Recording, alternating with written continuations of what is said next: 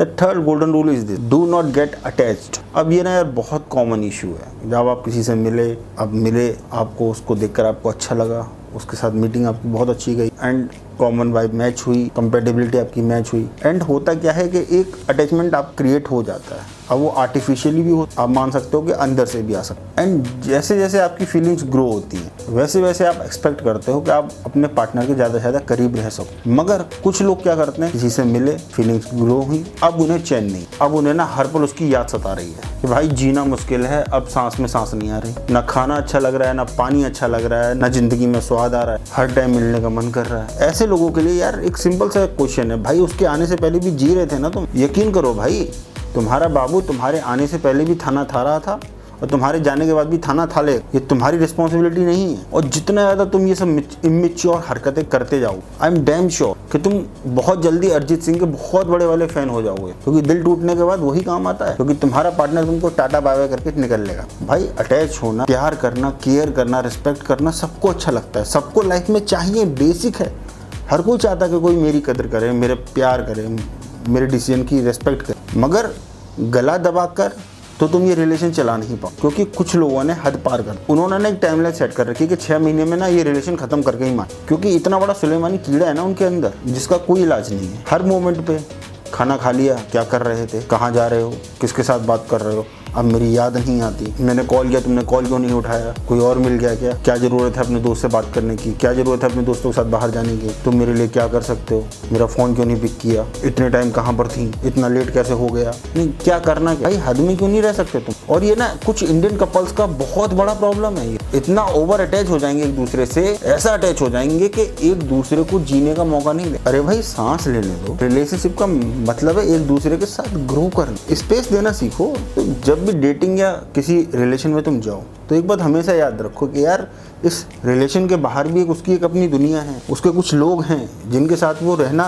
या समय बिताना पसंद कर सकता है, कर सकती है। तुम सब कुछ नहीं बनो और तुम्हारी खुद भी एक वैल्यू है। अगर तुम उस पर पूरी तरह इमोशनली डिपेंडेंट हो जाओगे तो अगर कल को ये रिलेशन खत्म हुआ तो तुम्हारे लिए सर्वाइव करना बहुत मुश्किल हो जाएगा, मूव ऑन करना बहुत मुश्किल हो जाएगा। तो प्लीज ऐसी गलतियां नहीं करिए। And the fourth golden rule is this, stop judging. It's my humble request to you, all of you, please यार एक दूसरे को हर बात पे बार बात पे जज करना बंद करो। जब भी डेटिंग स्टार्ट करो हर बात पर सामने वाले को जज करना बंद कर दो। ये मान लो कि दो इंसान बिल्कुल अलग अलग तरीके से होते हैं, उनकी बात करने का तरीका, उनकी लाइफ स्टाइल, उनका रहने का तरीका, उनकी बात करने का तरीका, उनके प्यार दिखाने का तरीका अलग अलग हो सकता है। कुछ लोग ना जब रिलेशन में आते हैं, जब डेटिंग स्टार्ट करते हैं तो किसी भी नए इंसान को जिससे आप मिलते हैं उसको ना अपनी पास्ट रिलेशन से या किसी दूसरे इंसान से कंपेयर करते हैं, ये करना शुरू कर देते हैं।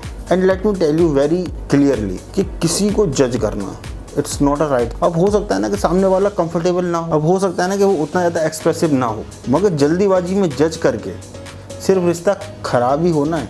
रिश्ते को टाइम दो। हमेशा याद रखो कम्युनिकेशन इज द की। बात करो एक दूसरे से, आमने सामने बैठ कर बात करो, जो तुम चाहते हो उसे बताओ और जो वो चाहता है उसको सुनो। जब तुम एक दूसरे पर ट्रस्ट करोगे तभी किसी नए रिलेशन को अच्छे से निभा सकते हो।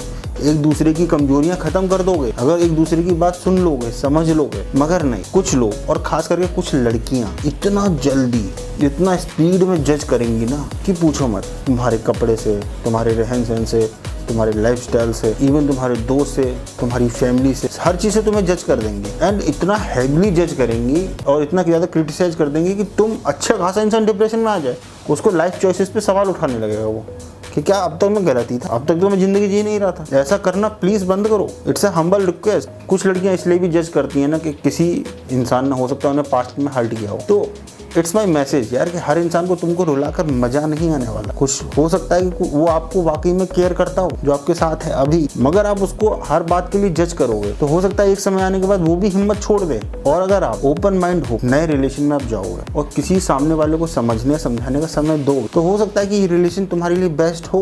और अगर नहीं, तुमको जज ही करना है, चाहे लड़का हो चाहे लड़की हो, तो प्लीज यार ये डेटिंग, ये रिलेशन का दिखावा बंद कर दो, क्योंकि तुम्हें कोई फर्क नहीं पड़ने वाला है। तुम सिर्फ सामने वाले को हर्ट करने वाले। और अगर तुम ऐसे किसी रिलेशन में हो जहाँ पे तुमको तुम्हारे हर बात के लिए, हर चॉइसेस के लिए तुमको जज किया जाता है, तो इट्स माय हम्बल रिक्वेस्ट, उस रिलेशनशिप में बाहर आ जाओ, क्योंकि वहां पर तुम सिर्फ एक डस्टबिन हो। हमेशा याद रखो, हर बात पर जज होना it's not tolerable. Always remember. And now fifth and the last one, get very clear about your value and your priority. तो जब भी डेटिंग और रिलेशनशिप में जब भी आप आगे बढ़ें तो अपनी प्रायोरिटी और अपनी नीड्स बहुत ही क्लियर रख। अपने सामने वाले पार्टनर को आप बहुत क्लियर बता दें कि आप इस रिश्ते से क्या उम्मीद रख रहे हैं और क्या आप चाहते हैं। हो सकता है आप इस रिलेशन में सिर्फ एक इमोशनल सपोर्ट ढूंढ रहे हैं और सामने वाला आपका पार्टनर ओयो में जाने की तैयारी कर रहा है। हो सकता है तुम उसे अपना लाइफ पार्टनर या इमोशनल पार्टनर बनाना चाह रहे हो और वो तुमसे न्यूड्स मांग रहा है। 3 महीने में ही उसे तुमसे तुम्हारा प्यार साबित करवाना है, तुम्हें रूम में अकेले लेके जाना है, तुम्हारे साथ कुछ पल बिताने हैं, तुम्हारे साथ यादें, यू अंडरस्टैंड ना, है ना, जो इमोशनली ब्लैकमेल करें, ऐसी ऐसी बातें करेंगे और मकसद सिर्फ सेक्स करना है। एंड डोंट वरी गाइस, लड़कियां ये बात बहुत अच्छे से जानती, बहुत अच्छे से समझती हैं कि तुम उनसे क्या चाह रहे हो, तुम्हें उनसे क्या चाहिए। आई एम नॉट सेइंग कि sex is a bad thing, sex is like a dessert और आपको इसको बेस्ट है कि आप इसको लास्ट के लिए बचा के रखें। जब आप एक दूसरे के साथ पूरी तरह कंफर्टेबल हो जाएं, एक दूसरे को पूरी अच्छी तरह जान लें, समझ लें, देन डिसीजन लेना आसान है कि आप सेक्स के लिए रेडी हैं या नहीं। लेकिन कुछ लोग क्या होता है, वो ओवर स्मार्टली प्ले कर और फिर क्या होता है, वो फंस जाते। कुछ केसेस में ब्लैकमेलिंग भी हो। And to be very honest यार, एक पूरा रैकेट और पूरा स्कैम चल रहा है जहाँ पर निर्दोष आदमी फंस जाता। हो सकता है कुछ बहुत ओवर स्मार्ट लोग होते हैं ना, क्योंकि जब तक उनके साथ कुछ ना हो, खुद से ना बीत जाए, तब तक वो मानते ही नहीं कि ऐसा भी कुछ हो सकता है या नहीं हो। बिवेयर इट गए, बहुत सावधान रहने की जरूरत है। सिर्फ लड़के ही लड़कियों को नहीं फंसाते, लड़कियां भी लड़कों को फंसा देती। तो जब तक पूरी तरह श्योर ना हो अपने पार्टनर को, तब तक सेक्स के लिए कभी एग्री मत। एक बात बहुत अच्छे से अपने दिमाग में बैठा लो कि आज जो इंसान जैसा है, जरूरी नहीं है कि 6 महीने बाद भी वो वैसा ही। लोग बदल जाते, रिश्ते भी बदल जाते हैं, हर चीज बदल सकती है। तो सामने वाले का मकसद पता करो कि एटलीस्ट उसे तुमसे क्या चाहिए। और जब भी आप अपने रिलेशन नेक्स्ट स्टेप सेक्स के लिए अगर रेडी हैं, तो भी ऐसी किसी जगह पे ना जाएं और बिना बताए नहीं जाएं। एटलीस्ट कुछ क्लोज फ्रेंड से आप डिस्कस कर सकते। There is nothing harmful to ask advice to a close friend. आप मदद मांग सकते, आप समझ सकते हैं। अगर आप नहीं समझ पा रहे रिश्ते को लेके तो आप मदद मांग सकते हैं। किसी भी अनजान शहर में ट्रिप पे नहीं जाएं, एटलीस्ट ओयो में तो बिल्कुल ही ना जाएं। किसी भी होटल में अनविलिंगली मत जाना, चाहे सामने वाला पार्टनर कितना भी प्रेशर डाले। और ये बात लड़का और लड़की दोनों पर ही एग्री करती है, ये बहुत अच्छे से समझ लो। जरूरी नहीं है कि गलत सिर्फ लड़का ही करता हो, लड़कियां भी गलत कर सकती। And you have to be very careful about it. आजकल किसी पर भरोसा करने के लायक नहीं है, तो भरोसा it's very high valued currency. सोच समझ कर इन्वेस्ट कर। एंड द लास्ट, देखो किसी भी रिश्ते में ना पैसा, मनी एक बहुत इंपॉर्टेंट रोल प्ले करता है। और ये बिल्कुल जरूरी नहीं है कि हर बार पेमेंट हर चीज़ का लड़का ही करे। एज अ गर्ल, लड़कियों को भी पेमेंट करना चाहिए चीज़ों का। दोनों को इस रिश्ते में इक्वली शेयर करना चाहिए। एक दूसरे की रिस्पेक्ट करें और एटलीस्ट सेल्फ रिस्पेक्ट से कॉम्प्रोमाइज मत करो। किसी भी रिश्ते से बढ़कर है कि सेल्फ रिस्पेक्ट आपकी बनी रहे। तो आई होप आपको ये वीडियो बहुत पसंद आया होगा। It's my video number 6। अगर आप चैनल पर नए हैं तो प्लीज़ अदर वीडियो चेकआउट करें और चैनल को प्लीज़ सब्सक्राइब करें। मिलते हैं नेक्स्ट वीडियो में, तब तक के लिए अपना बहुत ध्यान रखें। Take care.